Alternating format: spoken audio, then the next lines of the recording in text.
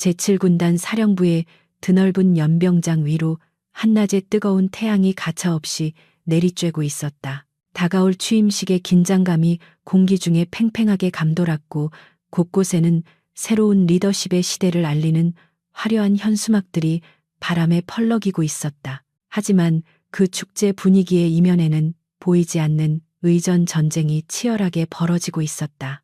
오늘 행사의 주인공인 이서윤은 장교들이 줄지어 서 있는 VIP 입구가 아닌 인적이 드문 후문 쪽에 정차한 낡은 검은색 세단에서 조용히 내렸다. 그녀는 화려한 환영 인파보다는 군대의 실제 모습을 확인하고 싶어 했기에 일부러 보안 요원들에게도 알리지 않고 잠입하듯 들어왔다. 베이지색 트렌치코트와 짙은색 슬랙스를 입은 그녀의 모습은 위험 있는 삼성 장군이라기보다는 그저 부대를 방문한 평범한 민간인 학자처럼 보였다. 선글라스 뒤에 숨겨진 그녀의 날카로운 눈빛은 숙련된 솜씨로 주변 경계 태세를 훑어보았다. 서윤은 자신의 도착을 알리는 어떠한 팡파르도 요구하지 않았는데 이는 사령관을 위해 잘 포장된 허상이 아닌 기지의 날 것 그대로를 보고 싶었기 때문이었다. 기초의 균열을 먼저 파악하고 그 위에 견고한 요새를 짓는 것. 그것이 바로 이서윤이 전장에서 살아남고 승리해온 철칙이자 방식이었다.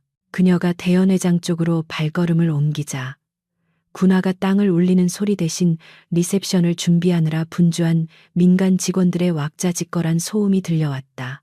최고급 와인과 갓 구운 고기 냄새가 서비스 복도를 타고 진하게 풍겨왔다. 서윤은 고함을 지르는 군수 장교들과 케이터링 직원들 사이를 유령처럼 조용히 지나갔다. 그녀는 병사들의 스트레스 수치를 관찰하며 누가 효율적으로 지휘하고 있고 누가 단지 무능함을 감추기 위해 목소리만 높이고 있는지를 냉철하게 분석했다. 그녀에게 있어 이런 사소한 풍경들은 보고서보다 더 정확한 정보를 제공했다. 메인 홀 입구 근처에서 취사 지원을 나온 앳된 일병이 최고급 빈티지 레드 와인이 담긴 무거운 상자를 들고 낑낑거리고 있었다. 그의 얼굴은 극심한 피로로 인해 하얗게 질려 있었고 목덜미에는 식은땀이 비오듯 흘러내리고 있었다. 그가 급하게 달려오는 장교를 피하려 몸을 트는 순간 낡은 카펫의 모서리에 군화발이 걸리고 말았다. 서윤이 지켜보는 가운데 시간은 마치 슬로우 모션처럼 느리게 흘러갔고 병사의 손을 떠난 와인 상자는 중력의 법칙에 따라 위태롭게 기울어지며 바닥을 향해 떨어졌다. 요란한 파열음이 분주했던 복도의 소음을 일순간에 집어삼켰다. 수십 병의 와인이 산산조각 나면서 붉은 액체가 대리석 바닥과 근처에 쌓여있던 하얀 식탁보 위로 핏물처럼 튀어올랐다.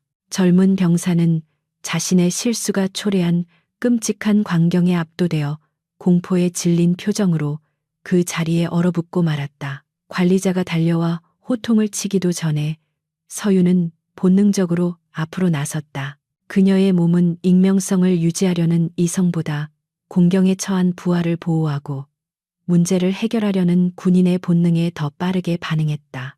서윤은 값비싼 코트 자락이 더러워지는 것을 전혀 개의치 않고 바닥에 쪼그려 앉아 떨고 있는 병사의 어깨에 손을 얹었다. 깨진 병에서 흘러나온 알코올 냄새가 코를 찔렀지만 그녀는 아랑곳하지 않았다.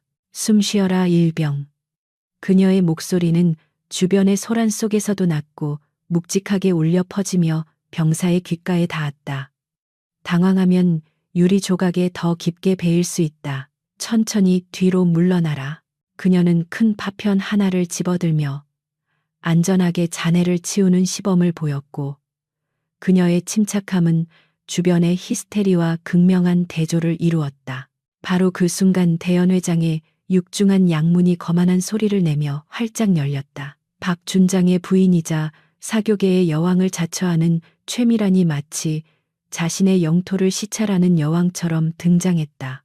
부사관의 1년치 연봉보다 비싼 화려한 개량 한복을 차려입은 그녀의 얼굴은 밖에서 들려온 소음 때문에 불쾌함으로 잔뜩 일그러져 있었다. 그녀는 기지내에서 우아함이나 덕망이 아닌 날카로운 독설과 남편의 계급을 자신의 것인 양 휘두르는 권위적인 태도로 악명이 높은 인물이었다. 미란의 눈은 바닥에 널브러진 붉은 와인 자국과 그 한가운데 쪼그려 앉아 있는 낯선 여자를 향해 고정되었다. 화려한 장신구 하나 없이 수수한 옷차림을 한 채 바닥을 닦고 있는 서윤의 모습은 미란에게 그저 고용된 일용직 도우미로 보일 뿐이었다. 짙게 화장한 미란의 얼굴 위로 경멸과 혐오가 물결치듯 번져나갔다. 그녀는 상황을 수습하려는 지휘관을 본 것이 아니라 감히 남편의 중요한 행사를 망쳐버린 둔하고 멍청한 청소부를 보았고, 혀를 차는 소리는 주변의 속삭임을 잠재울 만큼 날카로웠다. 어머, 이게 무슨 난리야. 정말 눈뜨고 못 봐주겠네. 미란의 목소리는 날카로운 칼날처럼 공기를 갈랐다. 그녀는 또각거리는 구두 소리를 요란하게 내며 다가왔다. 오늘이 얼마나 중요한 날인지 알기는 해. 도대체 인력업체는 교육을 어떻게 시키길래 이런 무능한 사람들을 보낸 거야. 그녀는 손에 유리 조각을 든 채 막 일어서려는 서윤을 향해 잘 손질된 손가락질을 해댔다. 그녀의 머릿속에서 눈앞의 여자는 감히 자신과 같은 공간에 숨쉬는 것조차 불쾌한 하등한 존재라고 단정 지어졌다. 서윤은 손에 든 유리 조각이 조명빛을 받아 반짝이는 것을 바라보며 잠시 침묵했다. 그녀는 미란을 물리적인 위협이 아닌 조직을 병들게 하는 사회적 위협 요소로 분석하며 차갑게 응시했다. 지금 당장 신분을 밝히고 단 한마디로 이 여자의 오만함을 짓밟아 버리는 것은 식은 죽 먹기보다 쉬운 일이었다. 하지만 서윤은 타고난 전략가였다. 그녀는 이 썩은 부위가 얼마나 깊이 퍼져 있는지 확인하고 싶었다. 장군의 부인이 일하는 사람을 이렇게 대한다면 과연 그 장군은 병사들을 어떻게 대할 것인가? 죄송합니다, 사모님. 제가 부주의해서 실수를 저질렀습니다. 젊은 병사가 울먹이며 고개를 숙였지만 미란의 분노는 그를 향하지 않고 서윤에게 집중되었다. 너는 뭐하니 멍하니 서서 내 얼굴만 쳐다보면 이 난장판이 해결되니. 미란은 서윤이 즉각적으로 굽실거리지 않는 태도에 더욱 화가 난 듯 소리쳤다. 당장 무릎 꿇고 닦지 못해 내 남편이 오기 전에 이 꼴을 다 치워놓란 말이야. 저 비싼 와인값은 네 급료에서 다 제할 줄 알아. 서윤은 미란의 독설을 들으며 천천히 몸을 일으켰다. 그녀의 키는 미란보다 머리 하나는 더 컸고 수수한 옷차림에도 불구하고 뿜어져 나오는 기백은 범상치 않았다. 그러나 분노에 눈이 먼 미란은 그 압도적인 아우라를 전혀 감지하지 못했다. 서윤은 병사를 뒤로 물러나게 한 뒤 조용한 목소리로 대꾸했다. 실수는 누구나 할 수 있는 법입니다. 그리고 이 바닥은 유리가 많아 위험하니 장비를 가져와서 치우는 게 맞습니다. 손으로 닦으라니요. 너무 가혹한 처사 아닙니까? 서윤의 논리적이고 차분한 반박은 미란의 자존심에 기름을 붓는 격이었다. 뭐 가혹, 지금 어디서 말대꾸야. 미란은 기가 막히다는 듯 헛웃음을 터뜨리며 주위를 둘러보았다. 다들 들었어. 이 여자가 지금 나한테 훈계하려 드는 거 봤냐고.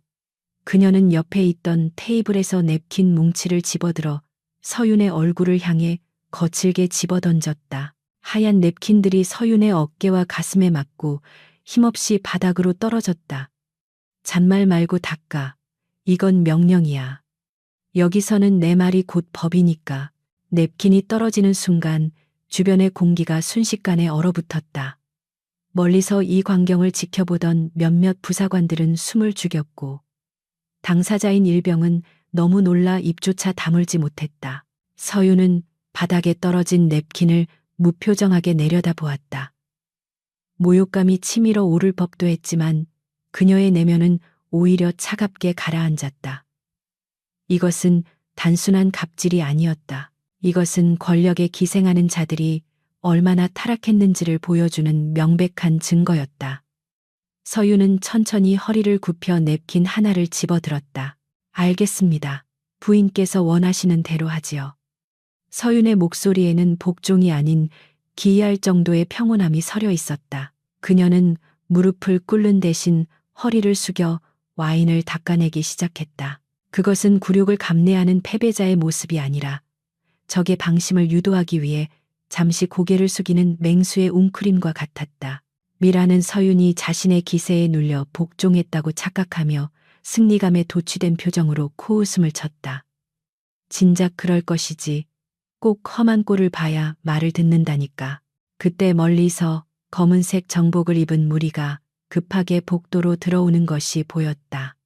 그들의 선두에는 서윤의 오랜 부관이자 충직한 그림자인 김대령이 있었다. 그는 사령관이 도착했다는 보고를 받고 영접을 나왔다가 예상치 못한 곳에서 벌어지고 있는 기가 막힌 상황을 목격하고 말았다. 자신의 주군이 전설적인 전략가이자 존경받는 지휘관인 이서윤이 일개 준장의 부인 앞에서 바닥을 닦고 있는 광경은 김대령의 이성을 마비시키기에 충분했다. 그의 눈에서 불꽃이 튀며 당장이라도 미란에게 달려들 기세였다. 김대령이 분노를 참지 못하고 소리를 지르며 달려오려던 찰나 바닥을 닦던 서윤이 고개를 살짝 돌려 그와 눈을 마주쳤다. 선글라스 너머로 전해진 그녀의 눈빛은 단호하고 차가웠다. 멈춰라. 개입하지 마라. 수십 년간 전장을 함께 누비며 맞춰온 호흡 덕분에 김대령은 그 찰나의 눈빛이 담고 있는 의미를 정확히 읽어냈다. 그것은 사령관의 절대적인 명령이었다. 그는 터져 나오려는 고함을 억지로 삼키며 꽉 쥔 주먹이 하얗게 질릴 정도로 분노를 억눌렀다. 서윤은 김대령이 멈춰선 것을 확인하고 다시 바닥의 얼룩에 집중했다. 붉은 와인은 마치 핏자국처럼 흰 천에 스며들고 있었다. 그녀는 이 붉은 얼룩이 오늘 밤 이 오만한 부부의 경력에 남게 될 씻을 수 없는 오점과 닮아 있다고 생각했다. 미라는 자신의 뒤에서 살기를 띠고 멈춰선 김대령의 존재를 전혀 눈치채지 못한 채 여전히 팔짱을 끼고 서윤의 정수리를 내려다보며 훈수를 두고 있었다. 거기 구석도 꼼꼼히 닦아. 냄새 안 남게 확실히 하란 말이야. 그리고 너 이름이 뭐니? 미란이 갑자기 생각난 듯 물었다. 일 처리가 영돈 뜬 게 내 남편한테 말해서 인사과에 얘기 좀 해야겠어. 이런 날에 이런 수준 떨어지는 사람을 쓰다니. 서윤은 묵묵히 닦던 손을 멈추고 천천히 고개를 들었다. 그녀의 입가에는 아주 미세하지만 서늘한 미소가 걸려 있었다. 이름이라 글쎄요. 기억해 두시는 게 좋을 겁니다. 나중에 아주 자주 듣게 되실 테니까요. 서윤의 대답은 정중했지만 그 속에 담긴 뼈 있는 경고는 예리했다. 미라는 서윤의 당돌한 대답에 잠시 말문이 막혔으나 곧 코웃음을 치며 무시했다. 참나, 기가 막혀서 주제 파악도 못하고 어디서 말장난이야. 그녀는 손목시계를 확인하며 짜증스럽게 머리카락을 쓸어 넘겼다. 시간 없어. 다 닦고 나면 저기 로비에 있는 화환 리본들도 삐뚤어진 거 없는지 확인해. 손님들 오시기 전에 완벽해야 하니까. 그녀는 서윤을 개인하녀 부리듯 지시를 내리고는 뒤돌아보지도 않고 꼿꼿한 자세로 연회장 안으로 사라졌다. 남겨진 것은 정막과 바닥에 남은 붉은 얼룩뿐이었다.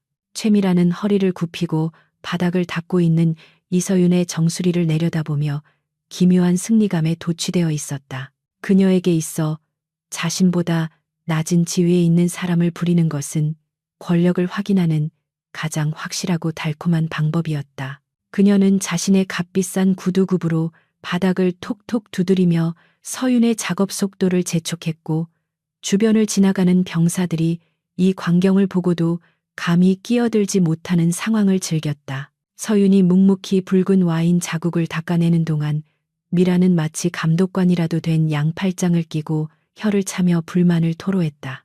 거기 좀 더 힘을 줘서 닦을 수 없어. 팔에 힘이 하나도 없네. 밥은 먹고 다니니 미란의 목소리는 비단결 같은 한복과 어울리지 않게 거칠고 날카로웠다. 오늘 오는 손님들이 얼마나 대단한 분들인지 네가 상상이나 하겠어. 그분들이 밟을 바닥에 얼룩 하나라도 남기면 네가 책임질 거야.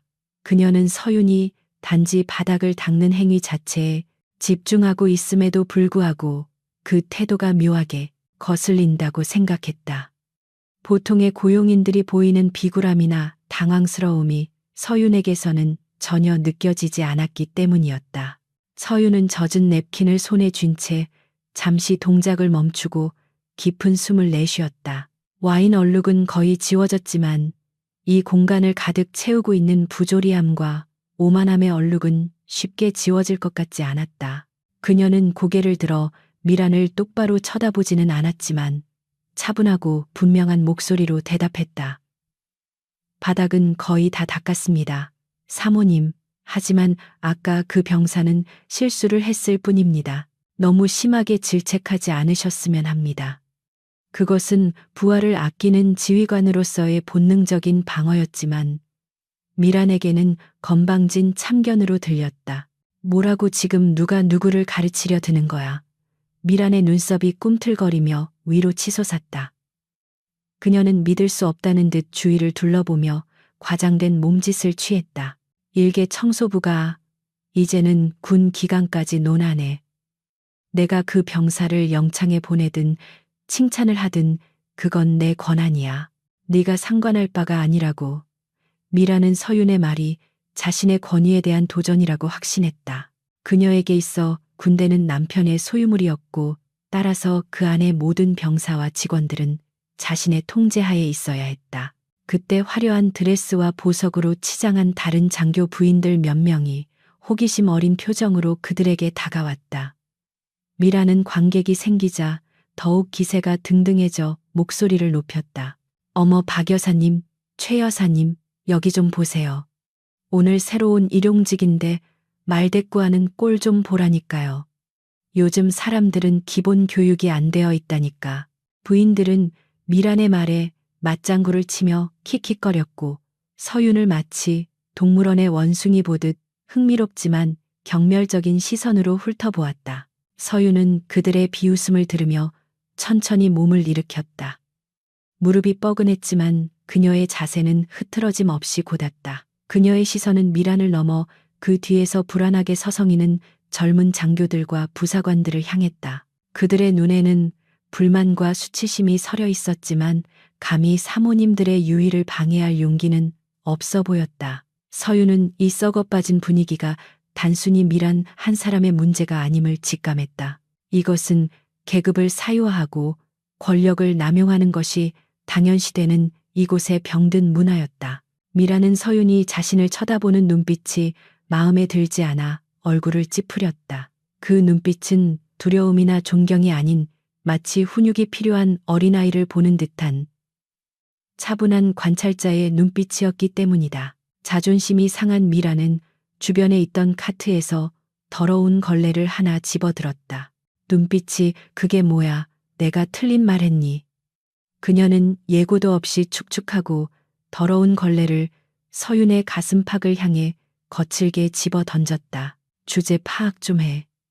너는 여기서 쓰레기를 치우러 온 거지 나를 평가하러 온 게 아니야. 걸레는 둔탁한 소리를 내며 서윤의 트렌치 코트에 부딪힌 뒤 바닥으로 떨어졌다. 더러운 물기가 베이지색 코트에 흉한 자국을 남겼다. 주변의 공기가 다시 한번 싸늘하게 얼어붙었다. 이것은 단순한 갑질을 넘어선 명백한 인격 모독이었다. 하지만 서윤은 동요하지 않았다. 그녀는 천천히 바닥에 떨어진 걸레를 내려다보았고 그 침묵은 폭발 직전의 화산처럼 무거웠다. 그녀의 머릿속에서는 미란과 그녀의 남편인 박준장에 대한 인사 파일이 빠르게 검색되고 있었다. 사모님. 서윤이 마침내 입을 열었다. 그녀의 목소리는 이전보다 한층 더 낮고 서늘해져 있었다. 군인의 가족으로서 명예를 지키는 것이 남편분을 돕는 길입니다. 이런 행동이 박 준장님의 얼굴에 먹칠을 한다는 생각은 안 해보셨습니까? 그녀의 말은 정중한 어조를 띠고 있었지만 그 내용은 미란의 가장 아픈 곳을 찌르는 예리한 비수와도 같았다. 미란의 얼굴이 분노로 붉게 달아올랐고 그녀의 입술이 파르르 떨렸다. 이 건방진 여자가 미라는 분을 이기지 못해 손을 부들부들 떨며 소리쳤다. 네가 감히 내 남편 이름을 입에 올려. 네가 뭔데 나한테 훈계야. 너 오늘 여기서 살아서 나갈 생각하지 마. 그녀는 마치 이성을 잃은 사람처럼 길길이 날뛰었고 옆에 있던 다른 부인들이 당황하여 그녀를 말리기 시작했다. 진정해요, 최 여사. 저런 천한 여자랑 말 섞어봐야 우리 경만 떨어져요. 하지만 미란의 분노는 쉽게 가라앉지 않았고 그녀의 도끼는 서윤을 집어삼킬 듯 맹렬했다. 서윤은 미란의 발악을 조용히 지켜보며 옷에 묻은 오물을 손으로 툭툭 털어냈다. 그녀는 더 이상 이 무의미한 감정 싸움에 에너지를 낭비할 생각이 없었다. 이미 충분한 정보를 얻었고 판단은 끝났다. 그녀는 박준장이 이 사실을 알고도 방관했는지 아니면 정말로 모르고 있는지 확인할 필요가 있었다. 서윤이 자리를 뜨려 하자 미란이 그녀의 앞을 가로막으며 앙칼진 목소리로 명령했다. 어디가 아직 내 말 안 끝났어. 내 허락 없이는 한 발자국도 못 움직여. 미란은 서윤을 굴복시키지 못했다는 패배감을 견딜 수 없었다. 그녀는 어떻게든 서윤에게 모욕감을 주어 무릎 꿇게 만들고 싶었다. 저기 로비에 있는 꽃병들 물이 다 말랐더라. 가서 물 채워 넣어. 지금 당장. 그것은 터무니없는 트집이었고 유치한 보복이었지만 미란에게는 자신의 권력을 과시할 수 있는 또 다른 수단이었다. 그리고 꽃꽂이 모양도 엉망이야. 다시 예쁘게 꽂아놔. 내 마음에 들 때까지 집에 못 갈 줄 알아. 서윤은 미란의 유치한 명령에 헛웃음이 나올 뻔했다. 대한민국의 국방을 책임지는 삼성 장군에게 꽃병물을 갈아오라니 이 얼마나 코미디 같은 상황인가. 하지만 그녀는 이 연극을 조금 더 지속하기로 결심했다. 박준장이 나타날 때까지, 그리고 이 모든 상황이 절정에 달할 때까지 기다리는 것이 전략적으로 더 유리했기 때문이다. 알겠습니다. 꽃병을 손보도록 하죠. 서윤은 짧게 대답하고 미란을 지나쳐 로비 쪽으로 걸음을 옮겼다. 그녀의 뒷모습을 보며 미란은 승리감에 취해 큰 소리로 떠들었다. 봤지, 저런 것들은 처음부터 길을 꺾어놔야 말을 듣는다니까. 아유, 내가 아니면 누가 이 부대 기강을 잡겠어. 다른 부인들은 어색하게 웃으며 미란의 비위를 맞췄지만 그들의 눈빛 속에도 약간의 불편함이 서려 있었다. 미란의 행동이 도를 넘었다는 것을 그들도 내심 느끼고 있었지만 남편들의 진급을 위해 일성 장군 부인의 비위를 거스를 수는 없었던 것이다. 로비로 향하는 복도는 연회장 입구보다 한산했다. 서윤은 걷는 동안 자신의 트렌치코트 깃을 바로 세우며 흐트러진 매무새를 정리했다. 걸레에 맞은 자리가 욱신거리는 것 같았지만 육체적인 고통보다 마음속의 분노가 더 컸다. 그녀는 주머니에서 손수건을 꺼내 코트에 묻은 얼룩을 닦아내며 머릿속으로 다가올 취임식 연설문의 내용을 수정하기 시작했다. 원고에 적혀있던 상투적인 격려의 말들은 모두 지워버려야 했다. 지금 이 부대에 필요한 것은 따뜻한 위로가 아니라 뼈를 깎는 개혁이었다. 그때 복도 모퉁이에서 누군가 서윤을 기다리고 있었다. 그림자 속에 숨어있던 김대령이었다. 그는 서윤이 다가오자 재빨리 주변을 살피고는 낮은 목소리로 속삭였다. 사령관님 괜찮으십니까? 아까 그 상황 제가 개입했어야 했습니다. 도저히 눈뜨고 볼 수가 없었습니다. 그의 얼굴은 분노와 죄송함으로 일그러져 있었다. 상관이 겪은 수모를 막지 못했다는 자책감이 그를 괴롭히고 있었다. 그는 서윤의 옷에 묻은 얼룩을 보고는 주먹을 불끈 쥐었다. 서윤은 김대령에게 가볍게 손을 들어 제지했다. 진정하게 김대령. 이건 단순한 해프닝이 아니야. 아주 귀중한 정보를 얻었지. 그녀의 눈빛은 차갑게 빛나고 있었다. 박준장의 부인이 저 정도라면 박준장 본인의 지휘 스타일도 짐작이가. 부하들을 소모품 취급하고 권위를 내세우는 지휘관일 가능성이 크다. 오늘 취임식은 단순한 행사가 아니라 대수술의 시작이 될 거야. 그녀는 꽃병이 있는 곳으로 시선을 돌리며 차가운 미소를 지었다. 하지만 사령관님 정말로 저 여자의 명령대로 꽃병물을 갈아오실 생각입니까? 김대령은 믿을 수 없다는 듯 물었다. 서윤은 어깨를 으쓱하며 덤덤하게 대답했다. 왜 안 되겠나, 장군이라고 해서 꽃을 다루지 못할 이유는 없지.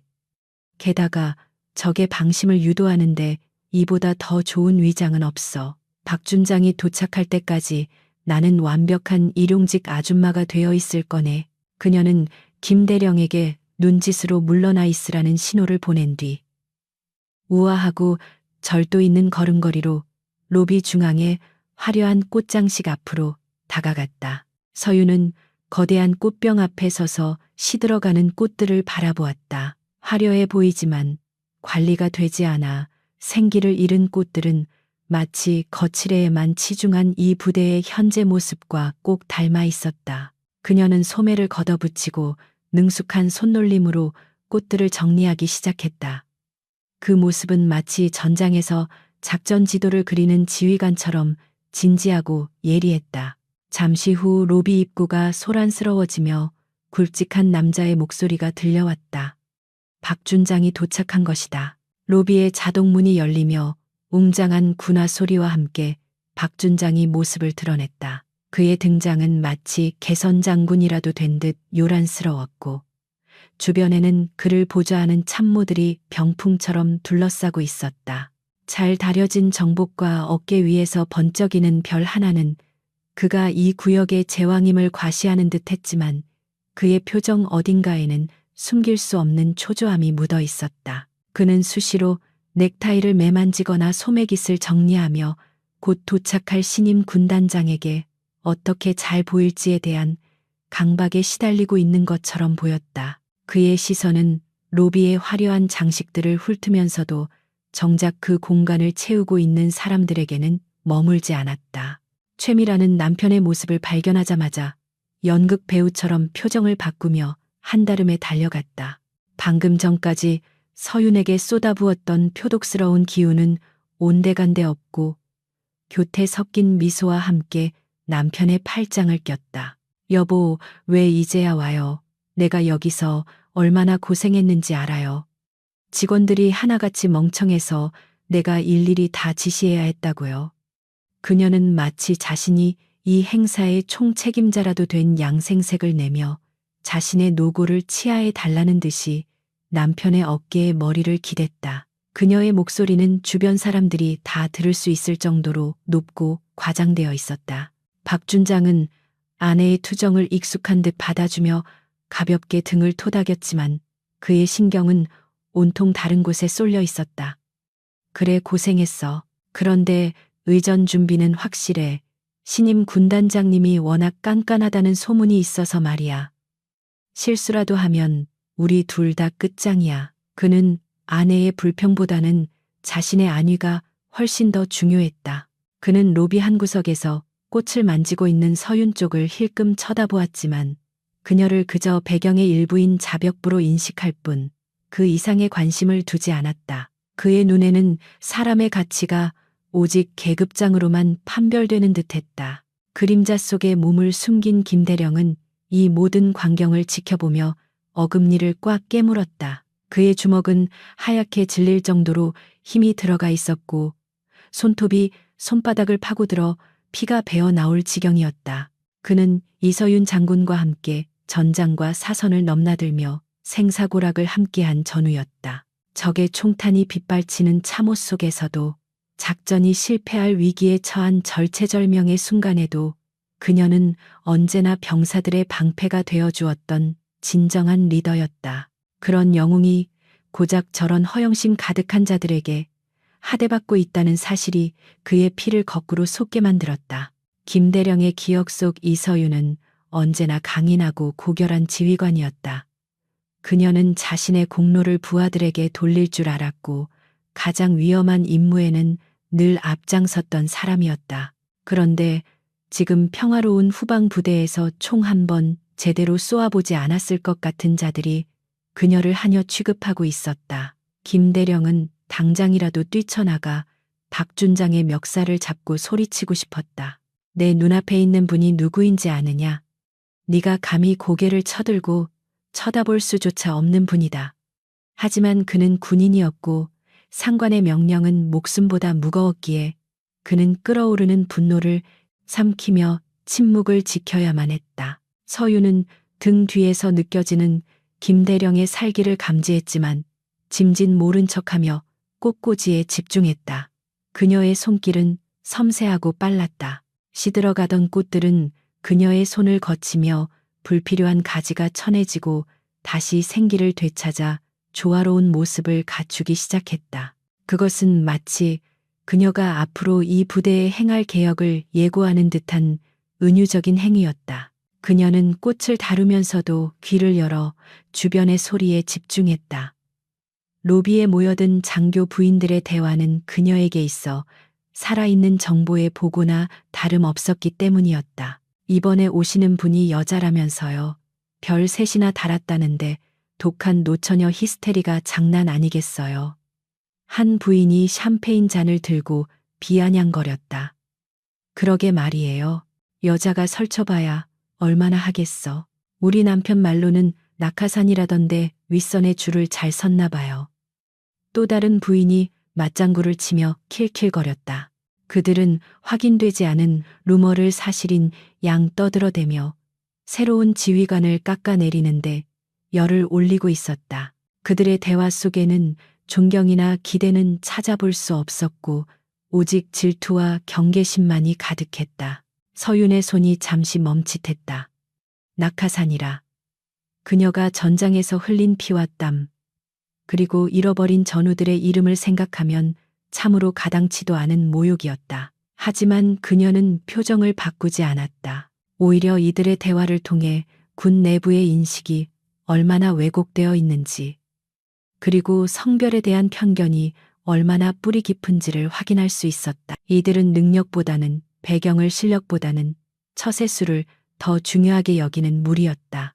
서유는 씁쓸함과 동시에 반드시 이 썩은 고름을 짜내야겠다는 강한 의지를 다시 한번 다졌다. 대화의 주제는 자연스럽게 인사청탁과 뇌물로 넘어갔다. 이번 진급 심사 때 박준장님이 힘 좀 써주신다면서요. 우리 그이가 이번에 꼭 대령 달아야 하는데. 한 부인이 은근슬쩍 미란에게 다가가 아부를 떨었다. 미란은 거만한 표정으로 콧방귀를 뀌며 대답했다. 글쎄 하는 거 봐서요. 우리 남편이 워낙 공사 구분이 확실한 분이라 그래도 성의를 보이면 마음이 좀 움직이지 않겠어요. 그것은 명백한 금품 요구를 암시하는 발언이었고 공공연한 비밀 거래가 이루어지고 있음을 시사했다. 서유는 꽃병에 마지막 백합을 꽂으며 깊은 한숨을 내쉬었다. 공사 구분이 확실하다는 말이 저토록 뻔뻔하게 왜곡되어 사용될 줄은 몰랐다. 그녀는 이 대화 내용을 머릿속에 낱낱이 기록해 두었다. 이것은 단순한 뒷담화가 아니라 감찰 조사가 필요한 중대한 비리 혐의였다. 그때 미란이 다시 서윤을 향해 고개를 돌렸다. 거기 꽃 다 꽂았으면 이리 와봐. 내 목이 마르니까 시원한 물 좀 가져와. 얼음 띄워서 레몬 조각도 하나 넣고. 미란의 명령은 시종일관 하대하는 말투였다. 그녀는 서윤을 부를 때 한 번도 저기요나 부탁합니다 라는 말을 쓰지 않았다. 오직 야, 너, 거기와 같은 호칭뿐이었다. 서윤은 묵묵히 고개를 숙여 알겠다는 표시를 하고는 주방 쪽으로 발걸음을 옮겼다. 그녀의 뒷모습은 처량해 보일 수도 있었지만 실상은 폭풍 전야의 고요함처럼 무거운 기압을 품고 있었다. 김대령은 멀어지는 서윤의 등을 보며 가슴을 쳤다. 천하의 이서윤이 물심부름이라니 이건 군 역사상 가장 아이러니한 장면으로 기록될 것이었다. 주방으로 들어선 서윤은 화려한 로비와는 전혀 다른 풍경을 마주했다. 좁고 더운 공간에서 취사병들과 민간 조리원들이 땀을 뻘뻘 흘리며 전쟁 같은 요리를 치르고 있었다. 야, 삼소대장님 오셨다는데 스테이크 더 구워야 하는 거 아니야. 몰라 위에서 예산 줄였다고 고기 아껴 쓰라잖아. 배고프면 빵이나 먹으라고 해. 병사들의 불만 섞인 목소리가 여기저기서 터져 나왔다. 그들은 행사장에 있는 높으신 분들을 위해 희생을 강요당하고 있었고 그에 대한 보상은커녕 따뜻한 말 한마디조차 듣지 못하고 있었다. 서유는 냉장고에서 물병을 꺼내며 잠시 멈춰섰다. 한 병사가 무거운 식판을 나르다가 미끄러질 뻔한 것을 그녀가 재빨리 잡아주었다. 조심해, 바닥이 미끄럽군. 서윤의 낮은 목소리에 병사는 깜짝 놀라며 고개를 들었다. 감사합니다. 병사는 서윤의 눈에서 권위적인 압박감이 아닌 진심 어린 걱정을 읽었다. 서윤은 병사의 어깨를 두드리며 조용히 말했다. 힘들겠지만 조금만 더 고생해줘. 너희들의 노고를 알아주는 사람이 반드시 있을 거야. 그 짧은 순간 병사는 기묘한 전율을 느꼈다. 평범한 아주머니라고 생각했던 사람에게서 느껴지는 알 수 없는 무게감과 따뜻함 때문이었다. 서유는 물잔에 얼음을 채우고 레몬을 띄우며 자신이 이 자리에 온 진짜 이유를 다시 상기했다. 그녀는 단순히 박준장 부부를 벌주기 위해 온 것이 아니었다. 그녀는 그들의 오만함에 가려져 고통받고 있는 이 이름 없는 병사들을 위해 온 것이었다. 그들의 땀방울이 헛되지 않게 하는 것. 그것이 지휘관의 의무였다. 물잔을 쟁반에 받쳐 들고 로비로 돌아가려는 순간 주방 뒷문이 살짝 열리며 김대령이 불쑥 나타났다. 그는 주변을 경계하며 서윤에게 작은 가방 하나를 건넸다. 사령관님, 정복과 훈장입니다. 차에 두기 불안해서 제가 직접 챙겨왔습니다. 김대령의 목소리는 떨리고 있었다. 이제 그만하시고 정체를 밝히시지요. 더 이상 저들이 사령관님을 모욕하는 꼴을 볼 수가 없습니다. 그의 눈에는 눈물이 고여 있었다. 서유는 김대령이 건넨 가방을 받아들며 옅은 미소를 지었다. 묵직한 가방의 무게가 손끝에 전해졌다. 그 안에는 그녀가 30년 군 생활 동안 피와 땀으로 일궈낸 명예의 상징인 별 3개가 담겨 있었다. 고맙다, 김대령. 하지만 아직은 때가 아니야. 무대는 클라이맥스를 위해 준비되어야 하지. 저들이 가장 높이 올라갔다고 착각하는 그 순간 가장 처참하게 바닥으로 떨어지게 될 거야. 서윤의 눈빛은 그 어느 때보다 차갑게 빛났다. 조금만 더 참게, 내 명령이다. 김대령은 입술을 깨물며 고개를 숙였다. 알겠습니다. 사령관님의 뜻대로 따르겠습니다. 하지만 부디 몸조심하십시오. 그는 어둠 속으로 다시 사라졌고 서유는 옷매무새를 가다듬고 쟁반을 든 채 다시 로비의 빗속으로 걸어나갔다.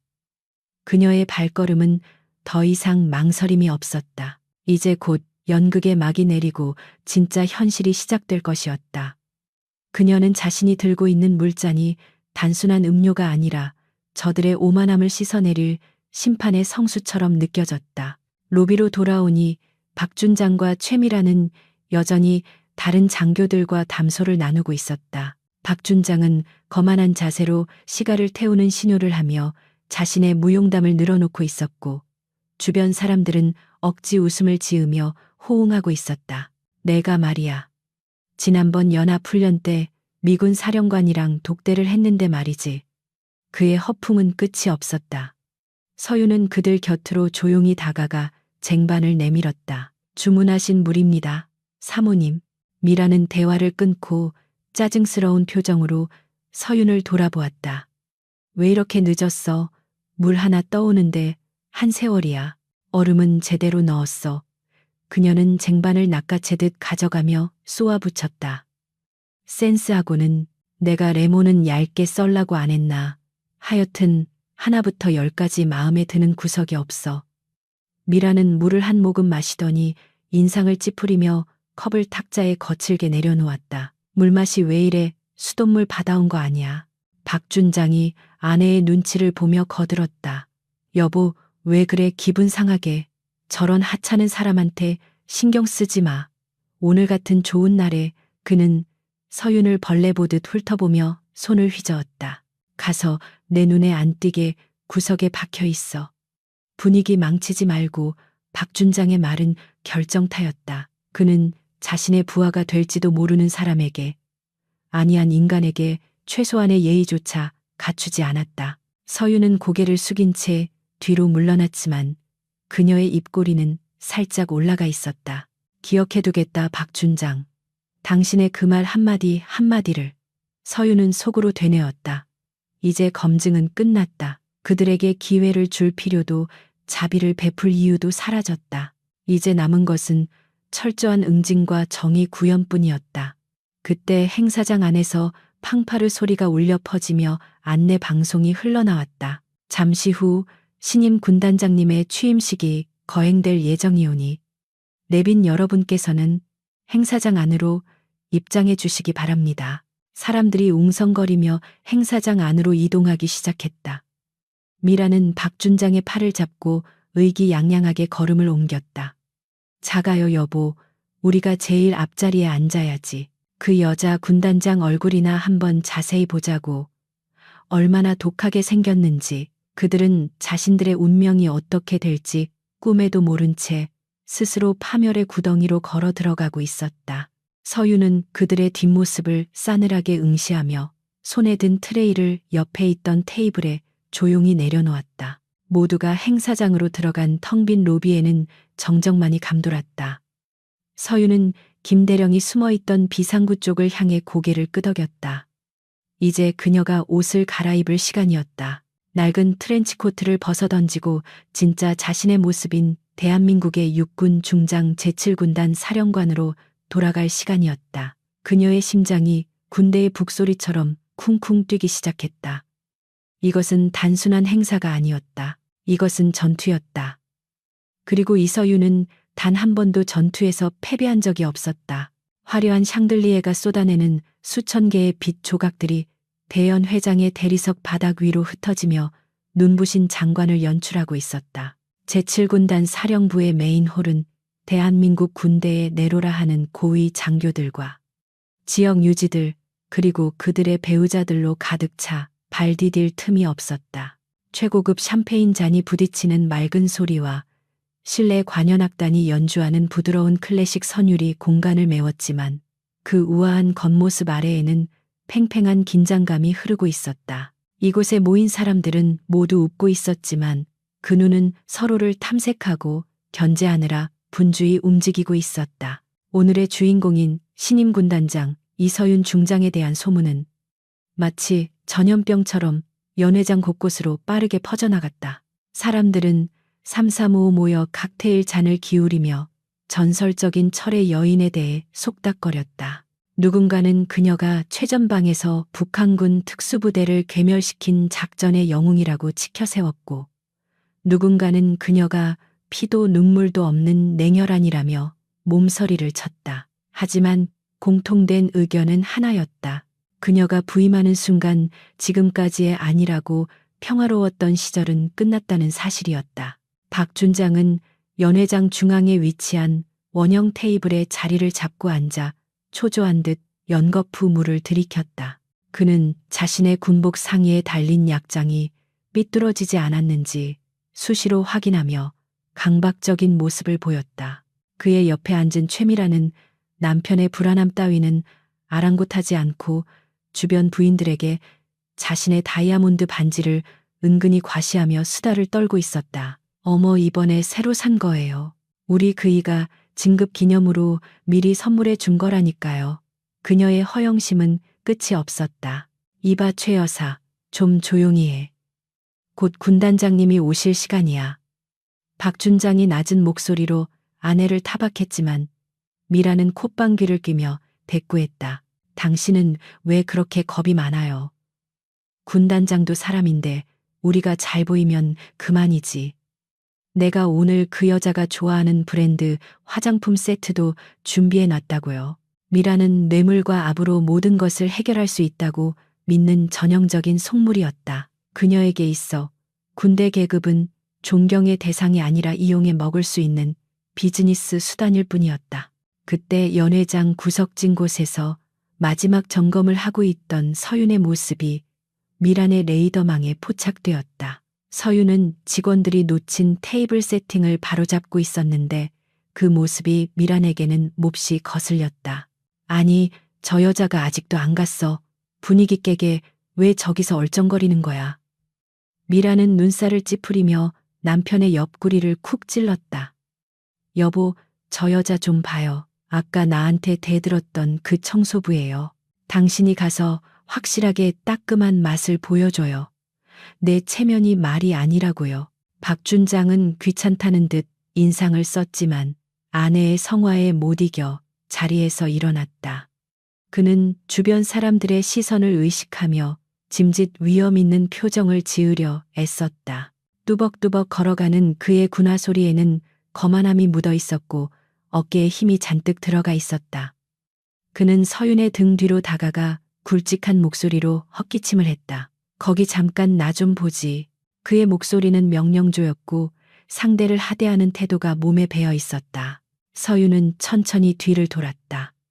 그녀의 얼굴에는 당황한 기색이 전혀 없었고 오히려 박준장을 꿰뚫어 보는 듯한 차분한 눈빛이 서려 있었다. 그 눈빛에 박준장은 순간적으로 멈칫했다. 일개 고용인에게서 느껴지는 기운치고는 너무나 묵직하고 예리했기 때문이었다. 하지만 그는 곧 자신의 계급장을 떠올리며 우월감을 되찾았다. 자네가 내 아내에게 불손하게 굴었다고 들었네. 감히 장군의 부인에게 말대꾸를 하다니 교육을 어떻게 받은 건가. 박준장은 손가락으로 서윤의 가슴팍을 툭툭 치며 위협적인 제스처를 취했다. 여기가 어디라고 그런 태도를 보여. 내 한마디면 자네 같은 건 이 지역에서 발도 못 붙이게 할 수 있어. 당장 가서 내 아내에게 무릎 꿇고 사과해. 그러면 내 너그러이 용서해 주지. 그는 자신이 베풀 수 있는 최대한의 자비를 베푸는 척하며 서윤의 굴복을 기대했다. 주변의 시선이 그들에게 쏠리자 박준장은 더욱 어깨를 펴고 권위적인 모습을 연출하려 했다. 서윤은 박준장의 손가락질을 담담하게 받아내며 입을 열었다. 장군님. 그녀의 목소리는 낮지만 또렷하게 연회장의 소음을 뚫고 박준장의 귀에 꽂혔다. 별이라는 것은 어두운 밤길을 걷는 사람들을 비춰주기 위해 존재하는 것이 아닙니까? 누군가를 짓밟고 억압하기 위해 그 어깨 위에 있는 것은 아닐 텐데요. 서윤의 질문은 단순한 반박이 아니었다. 그것은 군인의 본분과 명예에 대한 근원적인 물음이었고 박준장의 양심을 정통으로 찌르는 일격이었다. 박준장은 서윤의 말에 말문이 막혔다.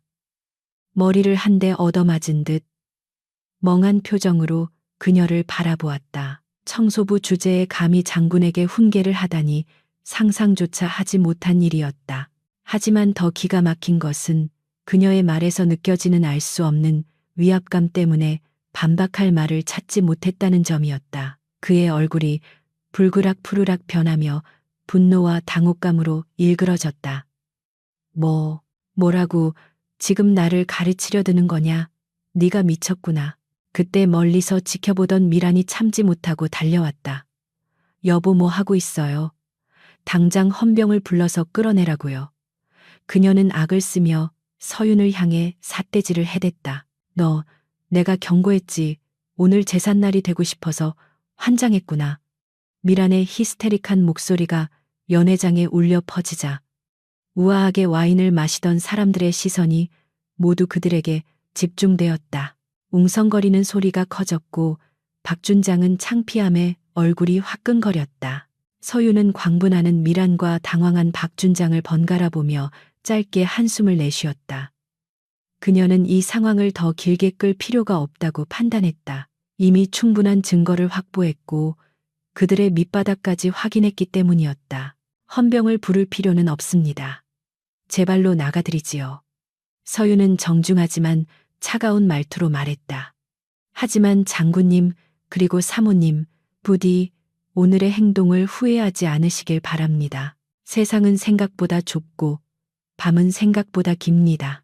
서윤은 마지막으로 박준장의 눈을 깊이 응시했다. 그 눈빛은 경고를 넘어선 일종의 선고와도 같았다. 박준장은 등골이 서늘해지는 기분을 느꼈다. 알 수 없는 불안감이 엄습했지만 그는 애써 그 기분을 무시하며 고개를 돌렸다. 재수없게. 얼른 꺼져. 박준장은 손을 휘저으며 서윤을 쫓아냈다. 서윤은 미련 없이 뒤를 돌아 연회장 출구 쪽으로 걸어갔다. 그녀의 뒷모습은 초라한 청소부의 그것이었지만 그림자는 거대한 거인처럼 길게 드리워져 있었다. 서윤이 사라지자 미라는 씩씩거리며 부채질을 해댔다. 아유, 저런 천한 것 때문에 기분 다 잡쳤네. 여보, 나중에 저 여자 신상 파악해서 블랙리스트에 올려요. 다시는 이 근처에 얼씬도 못하게. 박준장은 땀을 닦으며 고개를 끄덕였다. 알겠어, 알겠어. 진정해. 사람들 보잖아. 그는 주변의 시선을 의식하며 억지 미소를 지어 보였지만 가슴 한구석에 남은 찜찜함은 쉽게 사라지지 않았다. 방금 그 여자의 눈빛이 자꾸만 뇌리에서 떠나지 않았기 때문이었다. 그때 연회장의 조명이 서서히 어두워지며 무대 위로 스포트라이트가 비춰졌다. 웅장한 군악대의 팡파르가 울려 퍼지며 사회자의 목소리가 마이크를 타고 흘러나왔다. 내빈 여러분, 오래 기다리셨습니다. 지금부터 제7군단장 취임식을 거행하겠습니다. 모두 자리에 착석해 주시기 바랍니다. 사람들은 대화를 멈추고 무대를 향해 시선을 돌렸다. 기대와 호기심이 뒤섞인 침묵이 연회장을 감쌌다. 박준장과 미란도 서둘러 자신들의 지정석인 VIP 테이블로 돌아갔다. 그들의 자리는 무대 바로 앞 가장 잘 보이는 상석이었다. 미라는 옷매무새를 가다듬으며 다시 우아한 사모님 모드로 돌아갔다. 여보, 넥타이 좀 똑바로 해요. 군단장님 오시면 제일 먼저 인사드려야지. 그녀는 방금 전의 추태는 까맣게 잊은 듯 새로운 권력자를 맞이할 준비에 들떠 있었다. 박준장 역시 긴장된 표정으로 무대를 주시하며 마른 침을 삼켰다. 사회자는 엄숙한 목소리로 신임 군단장의 양력을 소개하기 시작했다. 오늘 취임하시는 이서윤 중장님은 육군사관학교를 수석으로 졸업하시고 특수전사령부 작전처장 제3보병 사단장을 역임하신 입지전적인 인물입니다. 화려한 경력이 나열될 때마다 객석에서는 감탄사가 터져나왔다. 박준장은 옆 사람에게 속삭였다. 대단하군, 소문대로야. 저런 분 밑에서 일하게 되다니 줄만 잘 서면 나도 소장 진급은 문제 없겠어. 그는 김칫국부터 마시며 헛된 꿈을 꾸고 있었다. 무대 뒤편 대기실 서윤은 낡은 트렌치 코트를 옷걸이에 걸고 있었다. 그녀의 옆에는 김대령이 정성스럽게 다림질한 정복을 들고 대기하고 있었다. 사령관님 준비되셨습니까? 김대령의 목소리는 비장했다. 서윤은 고개를 끄덕이며 셔츠의 단추를 하나씩 채웠다. 거울 속에 비친 그녀의 눈빛은 더 이상 순박한 청소부의 것이 아니었다. 그것은 전장을 호령하는 맹수의 눈빛이었고 정의를 집행하는 심판관의 눈빛이었다. 준비는 끝났다. 서윤은 정복 재킷을 걸치며 말했다. 어깨 위에 달린 세 개의 별이 조명을 받아 찬란하게 빛났다. 그 빛은 단순히 계급을 나타내는 장식이 아니라 그녀가 짊어진 책임과 명예의 무게를 상징했다. 그녀는 모자를 눌러쓰고 장갑을 끼며 마지막으로 심호흡을 했다. 가자. 가서 저들에게 진정한 군인이란 무엇인지 보여주자. 서윤의 목소리에 김대령은 힘차게 경례를 붙였다. 충성 모시겠습니다. 연회장 안에서는 사회자의 목소리가 절정에 달하고 있었다. 자, 그럼 이제 제7군단의 새로운 지휘관 이서윤 중장님을 큰 박수로 맞아주시기 바랍니다. 우레와 같은 박수.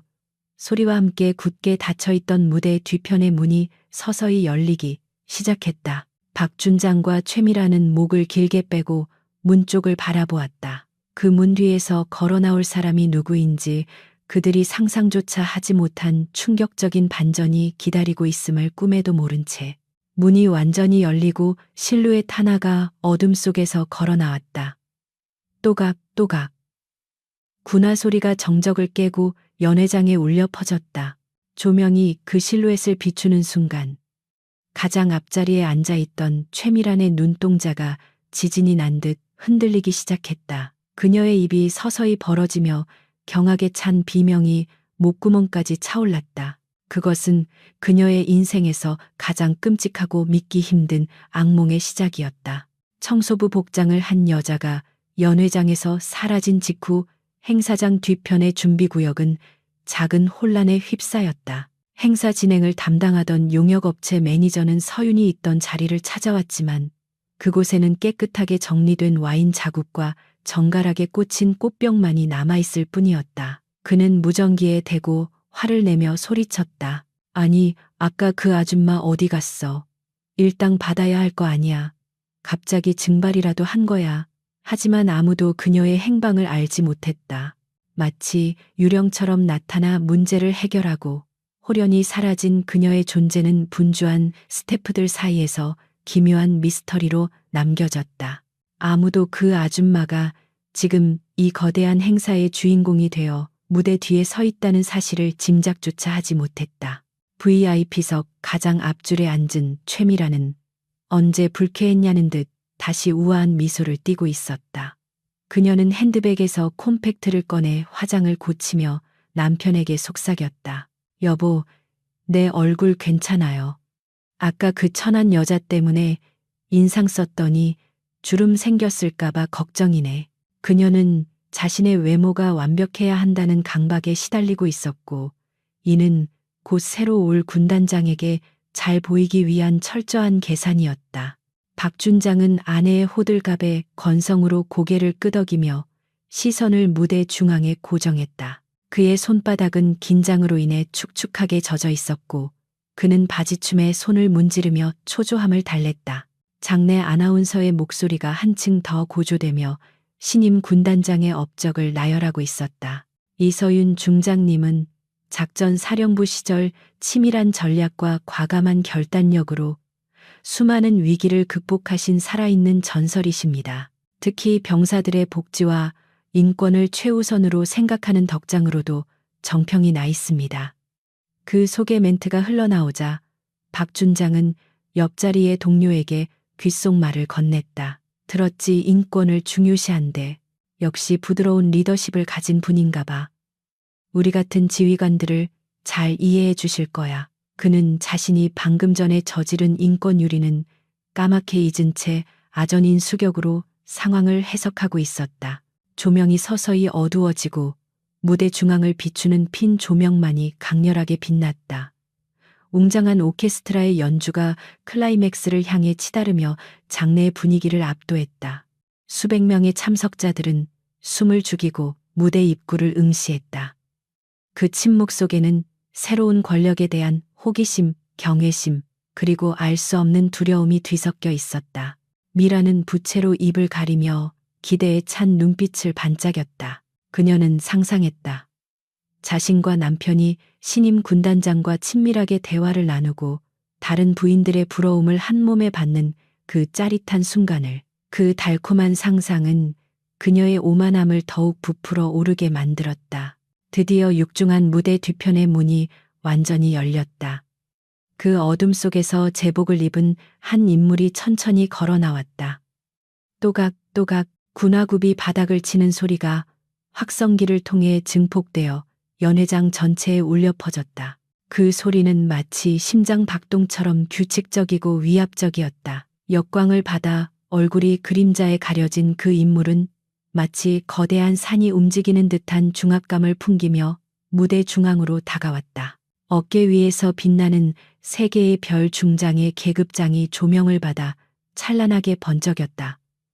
그 순간 장내의 모든 군인들이 자리에서 벌떡 일어나 절도 있는 동작으로 경례를 올렸다. 충성, 우렁찬 경례 구호가 연회장을 뒤흔들었다.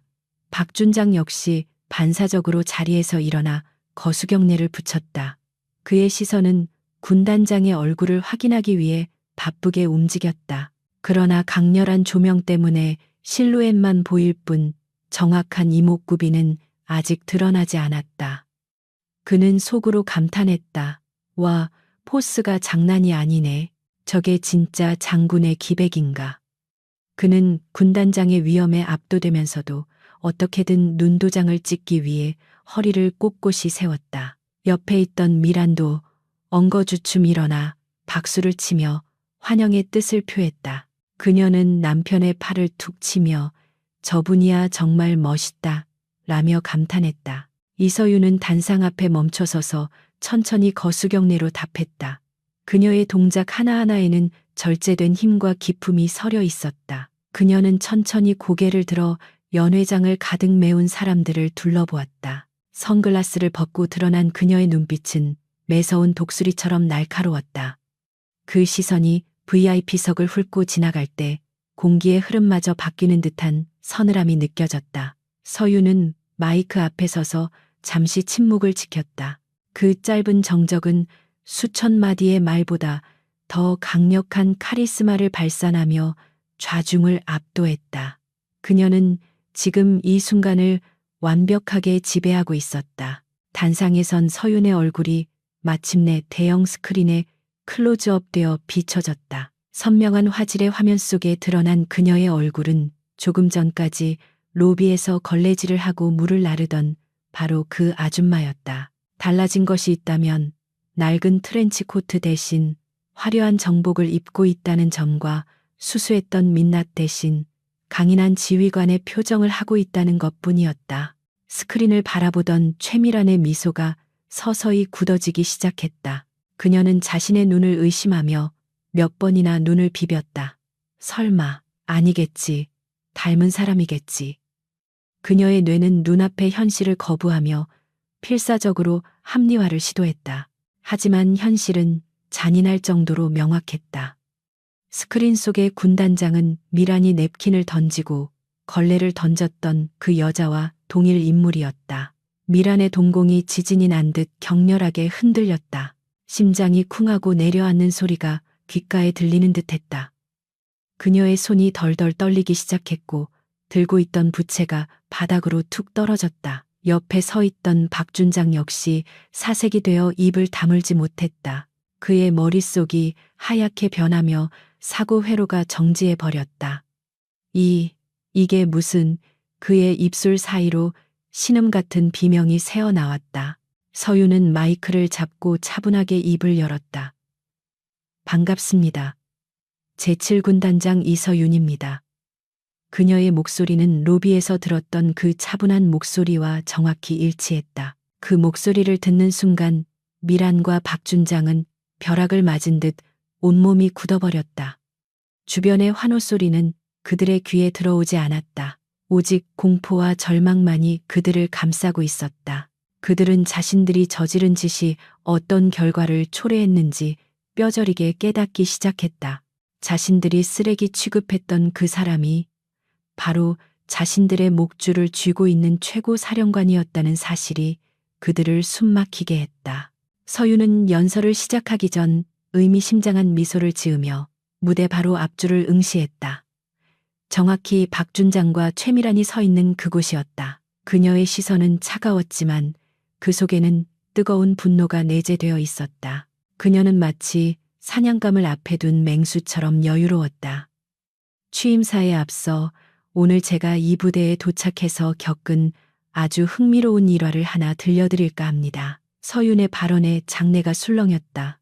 모두가 귀를 기울이는 가운데 박준장 부부만이 다리가 풀려 주저앉을 뻔한 것을 간신히 버티고 있었다. 지옥의 문이 그들 앞에 활짝 열리는 순간이었다. 이서윤 중장은 단상 위에서 천천히 청중을 내려다보았다. 그녀의 어깨에 달린 세 개의 별은 조명을 받아 눈부시게 빛났지만 그녀의 눈빛은 그보다 더 서늘하고 날카로웠다.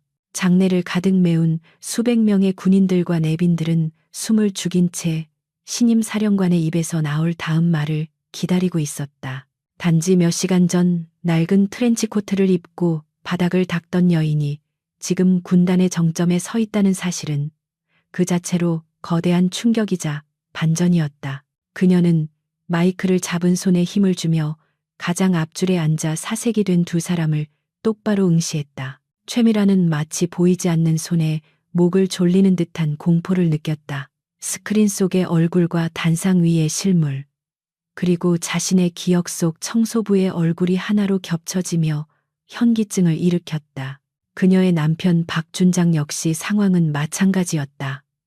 그는 다리가 후들거려 제대로 서 있기조차 힘들었지만 주변의 시선 때문에 억지로 버티고 있었다. 식은땀이 비오듯 흘러내려 그의 정복 셔츠를 적셨고 심장은 터질 듯이 불규칙하게 요동쳤다. 그들은 지금 자신들이 서 있는 곳이 화려한 연회장이 아니라 단두대 앞이라는 것을 본능적으로 직감하고 있었다. 오늘 행사장 바닥이 참 미끄럽더군요. 서윤의 첫 마디는 예상치 못한 내용이었다. 그녀는 낮은 목소리로 말을 이었다. 누군가의 실수로 와인이 쏟아졌을 때 우리는 그 실수를 덮어주고 도와줘야 합니까? 아니면 그 사람을 밟고 모욕해야 합니까? 장내는 쥐 죽은 듯 조용해졌고 사람들은 서로의 눈치를 살피기 시작했다. 서윤은 잠시 말을 멈추고 미란을 향해 시선을 고정했다. 그 시선은 마치 화살처럼 날아가 미란의 가슴에 꽂혔다. 어떤 분은 제게 이렇게 말씀하시더군요. 주제 파악 좀 하라고. 쓰레기를 치우러 왔으면 청소나 하라고 말입니다. 객석 여기저기서 웅성거리는 소리가 들려왔다. 누군가 신임 군단장에게 그런 막말을 했다는 사실에 경악한 것이었다. 서윤은 차가운 미소를 지으며 말을 이었다. 또한 꽃병에 물을 갈아오라거나 내 마음에 들 때까지 집에 못 간다는 명령도 들었습니다. 그녀의 목소리 톤이 미세하게 바뀌며 미란이 했던 말투를 그대로 흉내냈다. 여기는 내 말이 곧 법이니까. 그 한마디가 스피커를 통해 울려 퍼지는 순간 최미란은 흡하고 숨을 들이켜며 입을 틀어막았다. 그것은 자신의 목소리였고 자신의 오만함이 전 군단원 앞에서 낱낱이 까발려지는 순간이었다. 서윤의 시선이 이번에는 박준장에게로 옮겨갔다. 박준장은 마치 투명 인간이 되고 싶은 듯 고개를 숙이고 있었다. 그리고 그분의 남편 되시는 장군님께서는 제게 아내에게 무릎 꿇고 사과하라고 하셨지요. 제 눈에 띄지 않게 구석에 박혀 있으라고도 하셨습니다. 서윤의 폭로는 멈추지 않았다. 그래서 저는 그 명령에 충실히 따랐습니다. 여러분의 눈에 띄지 않게 가장 낮은 곳에서 우리 부대의 가장 어두운 면을 지켜보았습니다.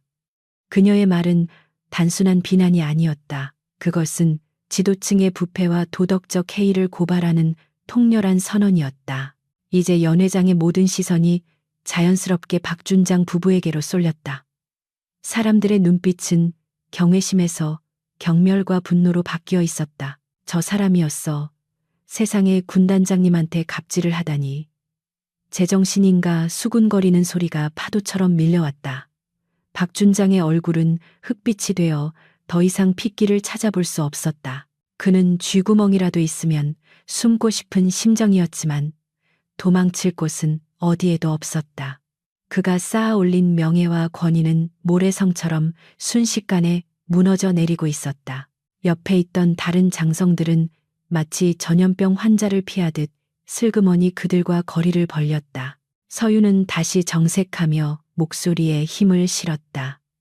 군복에 달린 계급장은 권력을 휘두르라고 주어진 면허증이 아닙니다. 그것은 부하들의 생명을 책임지고 국민을 위해 봉사하라는 무거운 십자가입니다. 그녀는 주먹을 불끈 쥐며 연단을 내리쳤다. 자신의 지위를 이용해 약자를 괴롭히고 개인의 욕심을 채우는 자는 군복을 입을 자격이 없습니다. 저는 오늘부로 제7군단 내의 모든 악습과 부조리를 뿌리 뽑을 것입니다.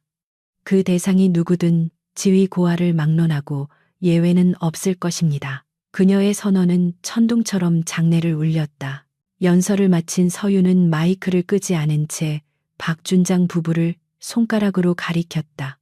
박철수 준장, 그리고 최미란 씨, 그녀가 실명을 거론하자 두 사람은 감전된 듯 몸을 떨었다. 행사가 끝나는 대로 내 집무실로 오십시오. 단 1분의 지체도 허용하지 않습니다. 두 분이 저지른 행동에 대해 그리고 그동안 이 부대에서 벌어진 모든 일들에 대해 상세히 해명해야 할 것입니다. 그것은 초대가 아닌 명백한 소환 명령이었다. 서윤은 차갑게 돌아섰고 군악대의 연주가 다시 시작되었지만 그 멜로디는 박준장 부부에게 장송곡처럼 들렸다. 서윤이 단상을 내려오자 김대령이 미리 대기하고 있다가 그녀를 호위했다. 사령관님 정말 속이 다 시원합니다. 김대령의 표정에는 자부심이 가득했다. 서윤은 옅은 미소를 지으며 고개를 끄덕였다. 아직 시작일 뿐이야. 진짜 청소는 이제부터지. 그녀는 당당한 걸음으로 연회장을 빠져나갔다. 그 뒤에는 넋이 나간 채 서로를 원망스러운 눈길로 바라보는 박준장 부부만이 덩그러니 남겨졌다. 화려한 샹들리의 불빛 아래 그들의 몰락은 너무나도 선명하고 처참했다. 이것은 오만이 불러온 필연적인 비극의 서막이었다. 제7군단 사령관 집무실의 공기는 납덩이처럼 무거웠다. 화려했던 취임식장의 열기와는 정반대로 이곳에는 살얼음판 같은 정막만이 감돌고 있었다. 최고급 가죽 소파에 앉아있는 박철수 준장과 최미란의 안색은 창백하다 못해 투명해 보일 지경이었다. 벽에 걸린 시계바늘이 움직이는 소리가 마치 그들의 심장을 옥죄는 카운트다운처럼 들렸다. 박 준장은 계속해서 마른 입술을 핥으며 불안하게 다리를 떨었고 최미란은 손수건을 쥐어짜듯 비틀며 바닥만 응시했다. 그들은 서로를 원망하는 눈빛을 교환했지만 감히 입 밖으로 소리를 낼 수는 없었다. 문 밖에 서 있는 헌병들의 그림자가 불투명 유리 너머로 비치고 있었기 때문이다. 이게 다 당신 때문이야. 적당히 좀 하지. 왜 거기서 난동을 피워? 박준장이 참지 못하고 아주 작은 목소리로 아내를 힐난했다. 미라는 억울하다는 듯 눈을 부릅뜨며 맞받아쳤다. 뭐라고요? 당신이 평소에 기을 살려주니까 그랬던 거 아니에요. 그리고 당신도 옆에서 거들었잖아요. 이제 와서 나한테 뒤집어 씌울 생각 말아요. 두 사람의 속삭임은 비열하고 추악했다. 위기 앞에서 그들의 부부에는 모래성처럼 허무하게 무너져 내리고 있었다. 그들은 자신들이 저지른 잘못을 반성하기보다는 다가올 처벌을 어떻게 피할 수 있을지에만 골몰하고 있는 비겁한 모습이었다. 그때 육중한 참나무 문이 열리고 이서윤 중장이 들어왔다. 그녀는 모자를 벗어 책상 위에 올려놓고는 두 사람에게 눈길도 주지 않은 채 천천히 자리에 앉았다. 김대령이 두툼한 서류 뭉치를 들고 그녀의 뒤에 섰다. 서윤은 서류를 한 장씩 넘기며 침묵을 유지했다. 종이가 넘어가는 소리만이 방 안의 정적을 갈랐고 그 소리 하나하나가 박준장 부부에게는 채찍질처럼 느껴졌다. 한참의 시간이 흐른 뒤 서윤은 안경을 벗어놓고 천천히 그들을 바라보았다. 그녀의 눈빛에는 분노를 넘어선 서늘한 경멸이 담겨 있었다. 기다리게 해서 미안합니다. 하지만 두 분이 저에게 했던 행동에 비하면 이 정도 기다림은 아무것도 아니겠지요. 서윤의 목소리는 차분했지만 그 안에는 거부할 수 없는 위험이 서려 있었다. 최미라는 참지 못하고 소파에서 내려와 무릎을 꿇었다. 군단장님 죽을 죄를 지었습니다. 제발 한 번만 용서해 주십시오. 제가 눈이 멀어서 장군님을 몰라 뵙고 저희 아이들을 봐서라도 제발 자비를 베풀어 주십시오. 그녀의 눈물은 진심 어린 참회가 아니라 권력 앞에서의 비굴한 생존 본능에서 나온 것이었다. 그녀는 바닥에 머리를 조아리며 애원했다. 서윤은 차가운 눈으로 미란을 내려다보았다. 아이들, 당신이 짓밟은 그 병사들도 누군가의 귀한 자식들입니다. 당신의 기분에 따라 함부로 대해도 되는 존재가 아닙니다. 서윤의 목소리가 조금 높아졌다. 당신은 오늘 단순히 저에게 실수한 것이 아닙니다. 당신은 대한민국 군인의 가족으로서 지켜야 할 명예와 품위를 훼손했고 신성한 국방의 의무를 수행하는 젊은이들의 자존감을 짓밟았습니다. 무지는 용서받을 수 있지만 오만과 잔인함은 용서받을 수 없습니다. 서윤의 일침에 미라는 할 말을 잃고 흐느꼈다.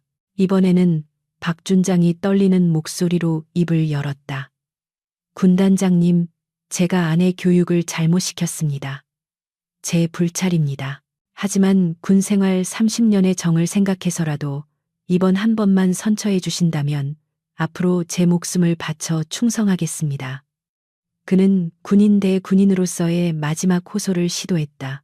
하지만 서유는 코웃음을 치며 책상 위에 있던 서류 뭉치를 박준장 앞으로 던졌다. 서류들이 흩어지며 바닥에 떨어졌고 그 안에는 박준장의 비리 내역이 빼곡하게 적혀 있었다.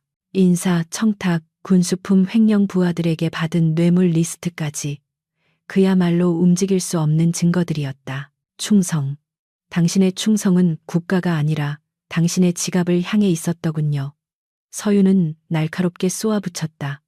이것들은 김 대령이 지난 몇 달간 내사하여 확보한 증거들입니다. 당신은 오늘 행사장에서의 실수 때문에 무너지는 것이 아닙니다.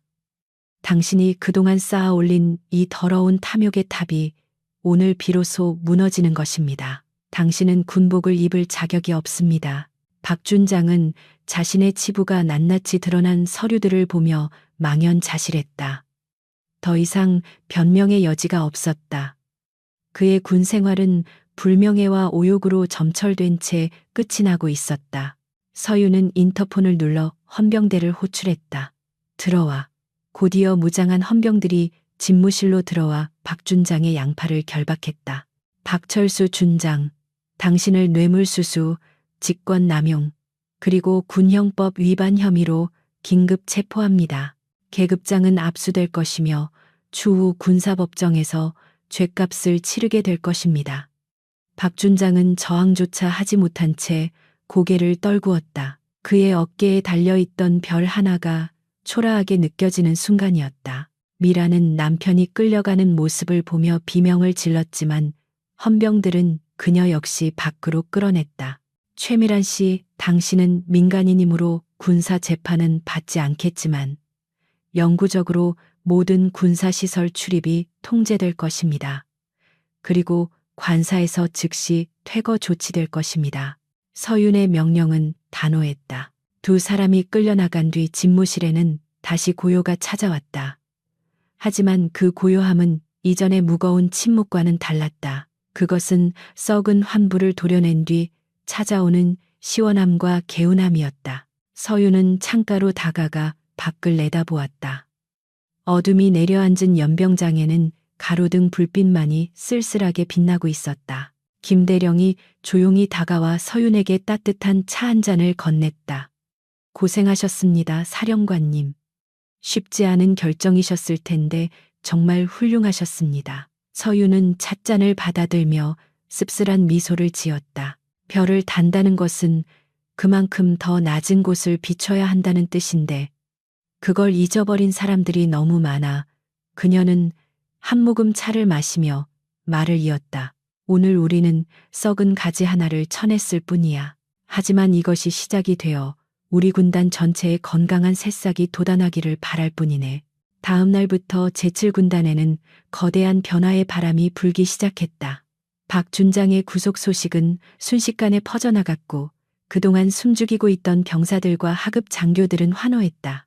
서유는 취임 첫 지시로 병영 식당의 개선과 부당한 사역 금지를 명령했다. 불필요한 의전과 보여주기식 행사는 모두 폐지되었고 지휘관들이 직접 병사들의 고충을 듣는 시간이 마련되었다. 공포와 강압이 지배하던 부대 분위기는 자율과 책임이 존중받는 문화로 빠르게 바뀌어 갔다. 며칠 뒤 서유는 예고 없이 취사장을 방문했다. 그곳에는 지난번 와인을 쏟았던 그 일병이 일하고 있었다. 그는 서윤을 보자마자 소스라치게 놀라며 경례를 하려 했다. 하지만 서윤은 손을 저어 그를 제지하고 대신 그의 손을 따뜻하게 잡았다. 손은 좀 괜찮나? 그때 많이 놀랐을 텐데. 병사의 눈시울이 붉어졌다. 사령관님, 감사합니다. 정말 감사합니다. 그는 말을 잇지 못하고 고개를 숙였다. 서윤은 그의 어깨를 두드리며 말했다. 자네 잘못이 아니었어. 앞으로도 기죽지 말고 당당하게 군 생활하게 서유는 취사장을 나와 연병장을 가로질러 걸었다. 가을 바람이 그녀의 옷깃을 스치고 지나갔다. 멀리서 우렁찬 목소리로 구호를 외치며 구보를 하는 병사들의 모습이 보였다. 그들의 표정은 밝고 활기찼다. 그것은 서윤이 지키고자 했던 진정한 군대의 모습이었다. 그녀는 멈춰서서 하늘을 올려다보았다. 낮이라 별은 보이지 않았지만 그녀는 알고 있었다. 진정한 별은 밤하늘에만 있는 것이 아니라 자신의 임무를 묵묵히 수행하는 저 병사들의 땀방울 속에, 그리고 정의를 지키려는 지휘관의 가슴 속에 빛나고 있다는 것을. 이서윤 중장은 깊게 숨을 들이마셨다. 가슴 속까지 시원해지는 공기였다. 그녀는 다시 모자를 눌러쓰고 사령부 건물을 향해 힘차게 발걸음을 옮겼다. 그녀의 어깨 위에서 세 개의 별이 햇빛을 받아 찬란하게 반짝였다. 그것은 권위의 상징이 아닌 신뢰와 희망의 등대였다. 자, 다시 시작해볼까? 그녀의 독백이 바람에 실려 흩어졌다. 제7군단의 새로운 역사는 이제 막 시작되고 있었다. 정의가 바로 선 그곳에서 그녀의 전설은 계속될 것이다.